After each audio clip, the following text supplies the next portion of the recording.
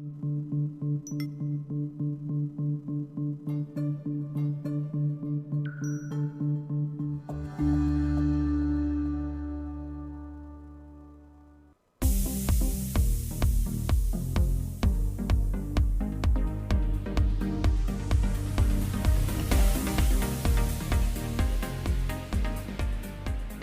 everyone, welcome to the Ask Dr. Be Good show, where we shine a light on all the neat things happening in public education.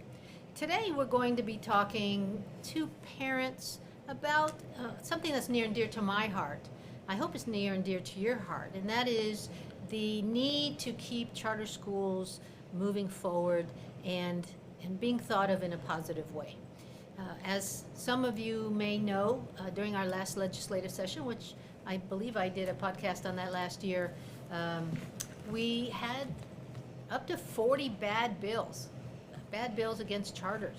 Bills like wanting to take away our funding, or wanting to not give us any more funding, or bills to just strip us of different type of funding. So we know that if we have that much negative press within our legislative body, then we need to do better work in getting our legislators during the off time to think of us in a different way.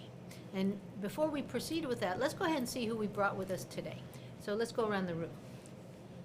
Hi, I'm Brandi Braley. I teach 6th to 12th grade now at our Plano campus, and I'm also the Teacher Advocacy Leadership Fellow for the Plano campus this year as well. And that's TALI. That's why we see that on your signature. You're the TALI Fellow for the Texas Public Charter School Association. Yes. We'll chat a little bit more about that too.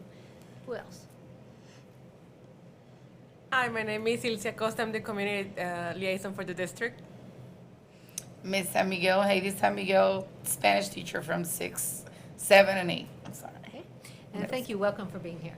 And the reason that you two ladies, the teachers, are here is because you attended a training last Saturday, and that training was done by the Texas, it used to be, by the way, the Texas Charter School Association, but they have now changed their name. In this movement to try to get people to understand that charters are public schools, we have had to change the name of the Texas Charter School Association to the Texas Public School Charter Association. Okay, did I say that right? Texas Public Charter School Association. So it's the TPCSA. I'm going to have to learn after 7, 8 years of saying it the other way. But it's marketing. It's helping the public understand us better. And so what training did we have at the Texas Public Charter School Association last Saturday, and what did you get out of it? Brandi, you want to start?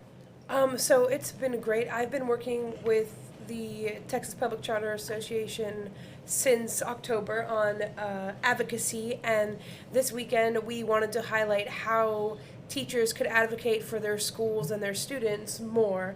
So this weekend we took to one of the local charter schools district office, and we learned a lot about the different funding that happens for charter schools and debunked a lot of the myths that people have based on what they've heard by others. Like what?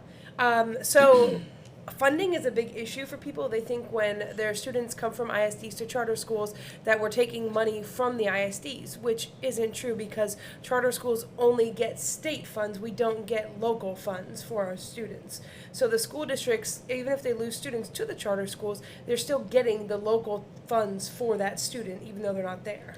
Yeah, that's one of the little secrets that has just recently come out. It's been that way forever, but it's just recently come out that for charter, homeschool, and private school students in a city, the money that is paid in taxes for each of those children stays with the ISD, even if the child leaves the ISD to be homeschooled, private schooled, or charter schooled. And so not as much money is leaving as what initially ISDs would have us believe. And second of all, the mentality of this is our money is an old-fashioned mentality. So if we think that the money that is carried with the child, and I hate to say belongs to the child, but is carried from place to place. So let's say that 2/3 of the money that the state pays an ISD for a child would then follow that child to the charter. So it's not the complete package, which is why the myth of charters getting more money than ISDs is totally not correct. Okay, what else did you learn? We learned a lot about where we can start advocating. So it starts with us locally. We need to be contacting our local officials and be getting our voice heard about charter schools and how beneficial they are for our students, as well as going to Austin and advocating, because the best thing we can do for our students is go to Austin and do the groundwork in that in-between time. It's not just during the legislative session, but when they are not in session, everyone's still there working. That's when the work gets done. And so it's important for us to go down there now and have our voices heard in order to help our students and stop the negative bills from being passed. That's right. Heidi, who did the training Saturday?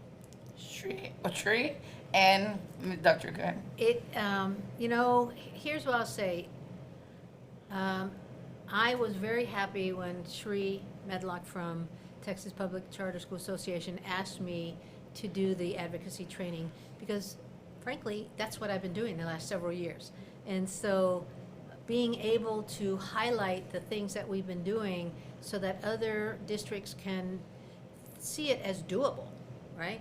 So I have Ilse Acosta here. She has been with us for several years. And Ilse, talk a little bit about some of the advocacy things that we've done in the past. In the past, we have done letters that the parents write for our legislators. So we send it to Austin. So the parents talk about how the charter school have changed their student, as well as we have done the rally. In 2018, April 2018, we went to Austin to rally with other charter schools, and thousands of parents, students, lawmakers, legislators participate in this rally.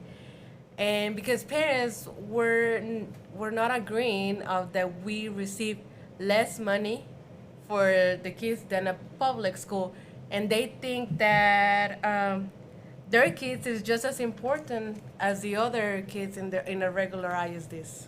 So I believe we couldn't go last year, and I'm not sure about this year, because the state of Texas has changed the STAR test to May, and the rally is always in May. And so it's April, been, May, yes. yeah, so it's been, we have a STAR test in April, and then we have STAR test in May.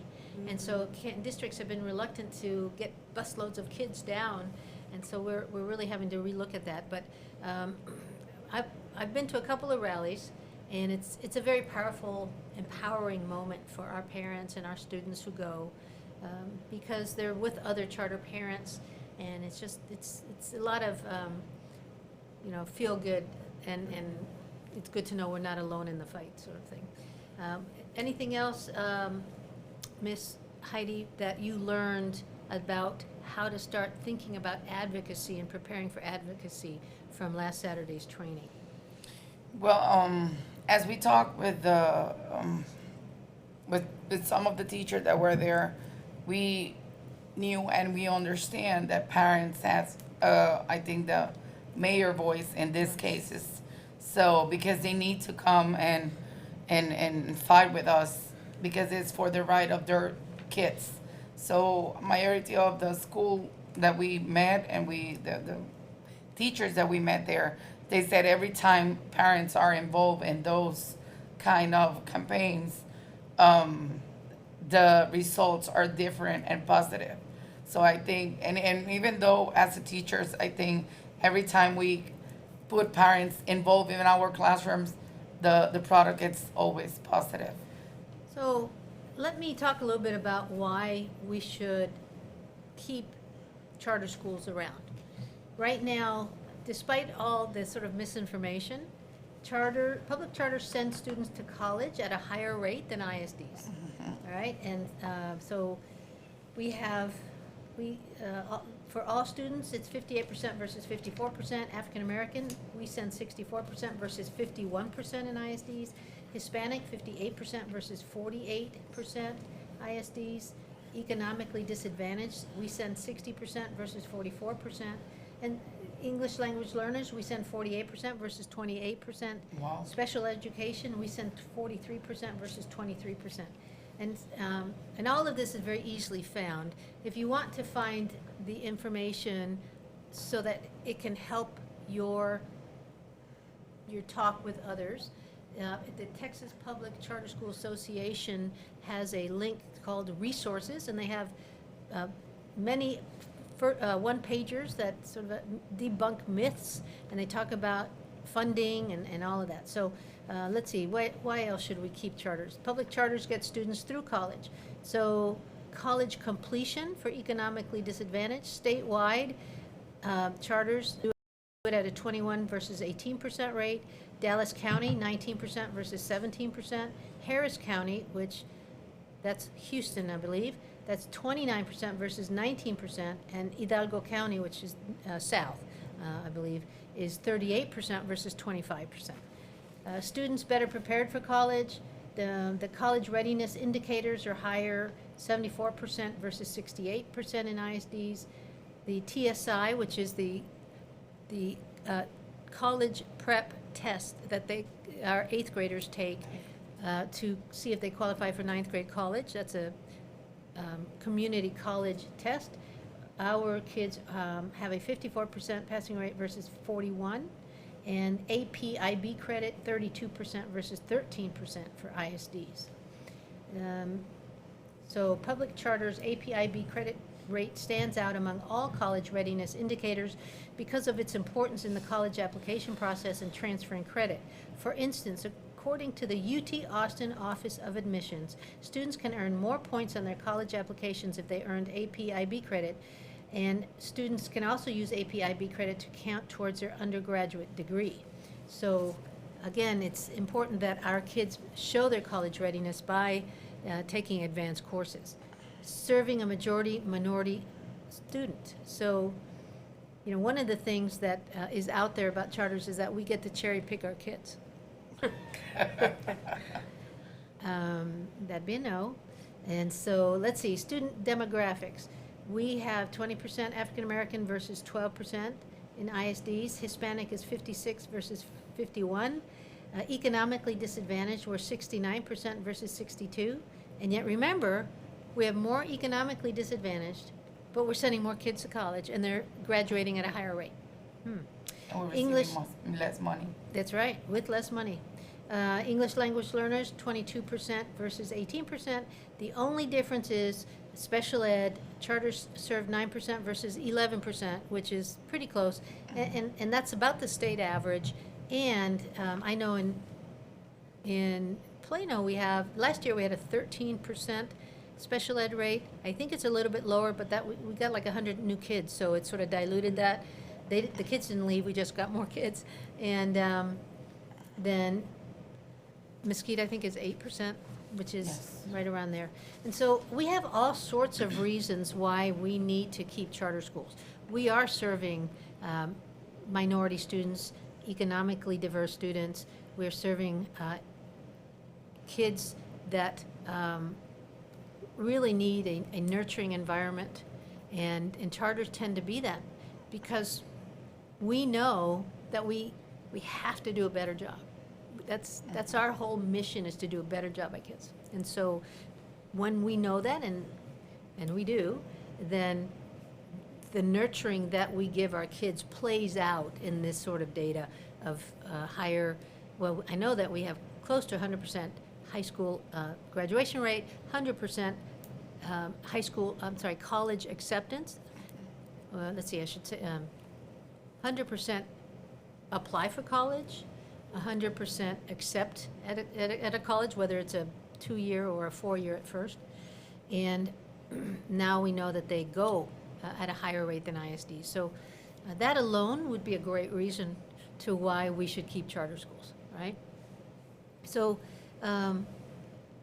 let's talk a little bit more sort of nuts and bolts about, okay, so we know that we need to work hard to make sure that we get a more positive view of charters out in our world, and we got trained on it. What does that look like? What does that look like in Plano?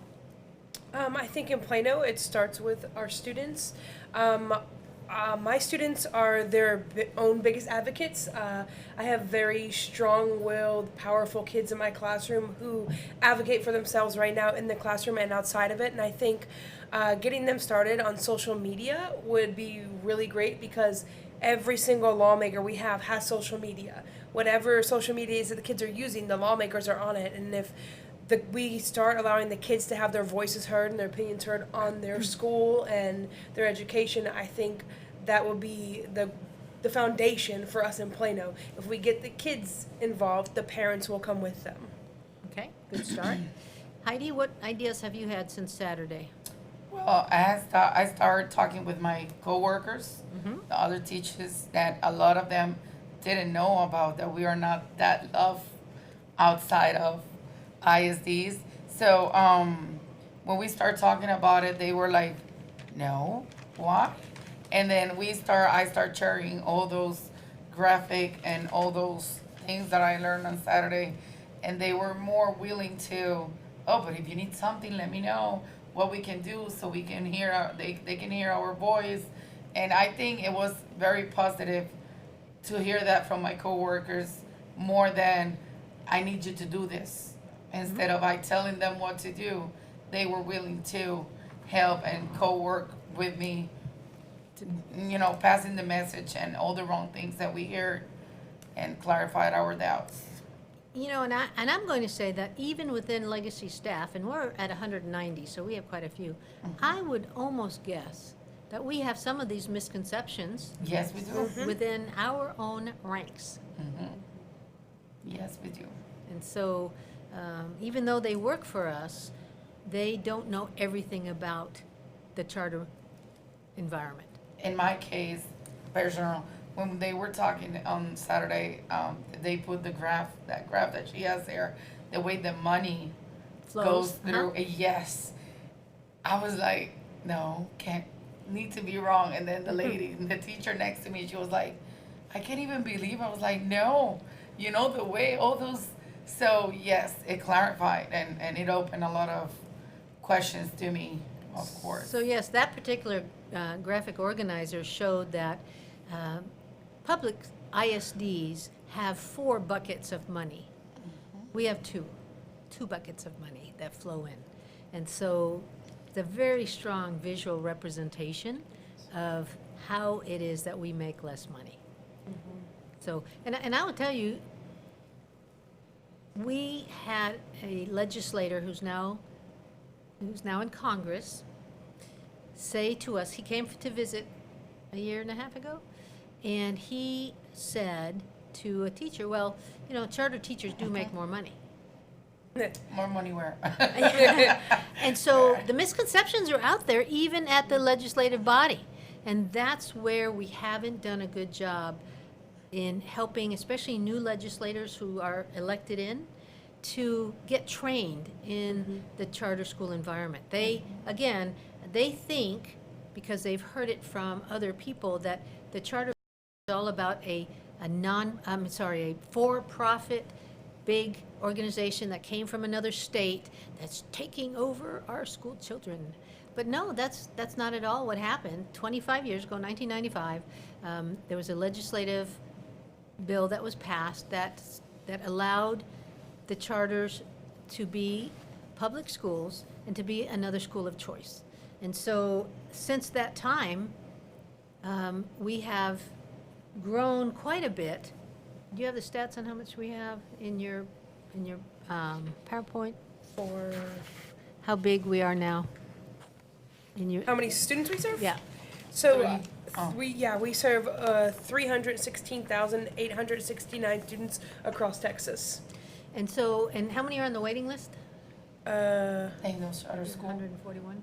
Yep, the 141,000 kids waiting for charter school entrance. So a third more kids are waiting for charter schools because we can't grow them fast enough.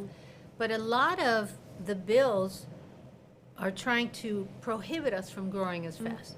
Some of the things that we talked about Saturday that many of you didn't know was that there are city councils, there are planning departments, city planning departments who have taken it on their own to try to not let charter schools open in the city of Dallas. And so part of what we're trying to do is to say, hey, if we have that many parents who still want charters because they feel like the local homeschool is not meeting their child's need, well then there's no law that gives them the right to prevent us from doing that.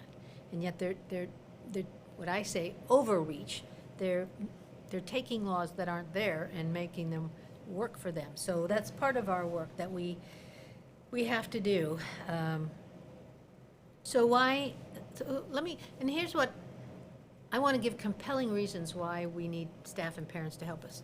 I've been working this charter advocacy gig for several years. And what I mean by that is I go down to Austin, I go to meetings here in town, I'm on the listserv for several legislators, and they invite me to forums, I'm on their educational committees.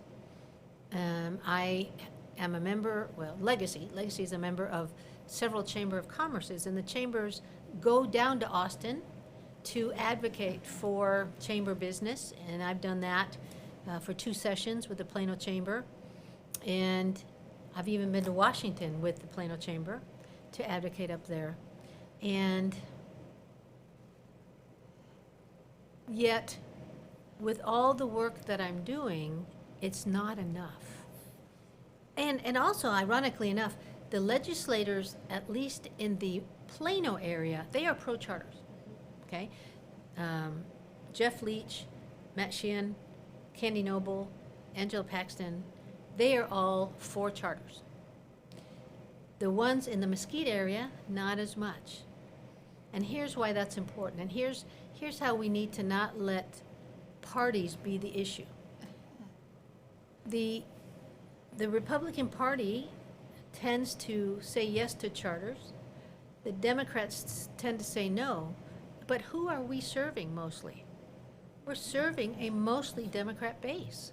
So we need to make sure that our Democrat legislators understand that they're hurting their own constituents and that that's not okay. But because we have stayed silent as a people, as constituents, then the legislators haven't felt that need to become more charter friendly. And so that is our work to do that. And so it's sort of a double-edged sword. We need to make sure that our legislators in the Plano area continue to value charters because we're doing good things there. And how can we do that? What are some of the ways that we can let legislators in Plano know that we value them? So in the past semester, we've invited several legislators to speak. Lily Bao, who is city council in Plano, came and led a lesson with my government class. Senator Paxton came and visited with our students and did a Q&A and answered any of the questions the kids had about the legislation that's in session, as well as what they were working on for their GT project. Coming up, I have my kids in economics are going to be writing to some of our local government officials, asking them about the different budgets and how the city's using the money for betterment of our city, our local roads, and different things like that. So it's connecting it to real life things for them, makes it real for the students, and it allows them to see they have a personal connection to what's going on in Austin and Washington, D.C., and in our neighborhood. And I believe that we have, one of our Plano students is on the student committee Yes. for Van Taylor, Congressman Yes. Van Taylor. And so that's neat that we have charter exposure, or that somebody from the charter Representation. is on his committee. And so those are some of the ways that we can keep them happy with charters. But how do we go about, and Ilse and Heidi, you guys can speak up, how do you see us going about helping the legislators in the Mesquite area value us more? Well, I think that we can encourage parents as well as our faculty and staff to subscribe, to find the representatives and subscribe under the Texas Public Charter School website, and they can find there where your state official. They can see who's official. It depends on where they live. And they can also send a letter, keep in the subscription area so they can see what's going on and the different things that charter schools are doing for kids. We can bring them to school too. Yes. So the parent can hear them in a one-on-one, section. So he can be more in a private or more interested to the parents. And maybe they can open more and make more questions knowing about the interest of that legislator or representative. And at the same time, we can involve parents. We can make it like a triangle: parents, community, and kids, scholars, so they can learn and take decisions, because sooner or not they're gonna be voters, and they Yes. need to take that vote. They need to start listening and hearing to those speakers. Exposing our kids to elected officials, no matter what this party year. they're from. Because I did have, one time I had somebody who said, oh, should we really have our kids taking pictures with that elected official? And they were referring to what party they were from. And it's like, in the kid's mind, it's not about It's Democrat not. or Republican. It's about the fact that this is an elected official who went out of his way, her way, to run, to campaign. And I've learned more about campaigning. That is hard work. You Yes. have to want to do that. You have to hit people up for money. I mean, it is something like teaching. You have to have a passion to be an elected official, to work. And it's not the same way as at least we teacher tell the story of a senator or legislator. Once they sit down in the classroom with them and start talking about their own life and how do they came and the process, is when they get more involved than we saying it to them. So one of the things that we learn in the podcast world is that 30 minutes feels like 5, and we are down to our last couple of minutes. So I want to thank you so much for coming on, for going to the training on Saturday, for putting your heads together, because now you're sort of a mini committee, because what good ideas you have at Plano, you need to have at Mesquite, right? Many brains equals better More work. ideas. Yeah.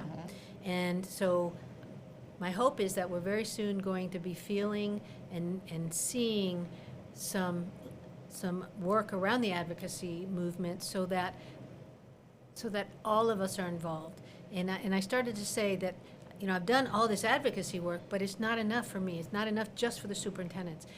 We need our parents, we need our staff to contact their own legislators. Okay, here's one of the things, before I forget. We must understand that every staff member, it doesn't matter if they're in Mesquite, if they live in Coppell, they have to contact their Coppell Coppell. legislator, not the Mesquite one. The Mesquite one we do to have them come out and say hi to the kids and the families and all that, right? But we must make sure that our parents understand that when you contact a legislator, make sure it's your own, because that's where you have true power. Just like parents have power in schools, parents have power with legislators if they are constituents. So we have come to the very end of our show. Thank you again, and we'll probably have to revisit this and see all the good work that you've done in a few months. Progress, yes. Thank you. Thank you. Thank you for tuning in to the Ask Dr. Be Good show. For more information on Legacy Preparatory Charter Schools, visit our website, legacypca.com, or call 469-249-1099. And remember to like us on Facebook, where we stream live weekly Tuesdays at 3 p.m.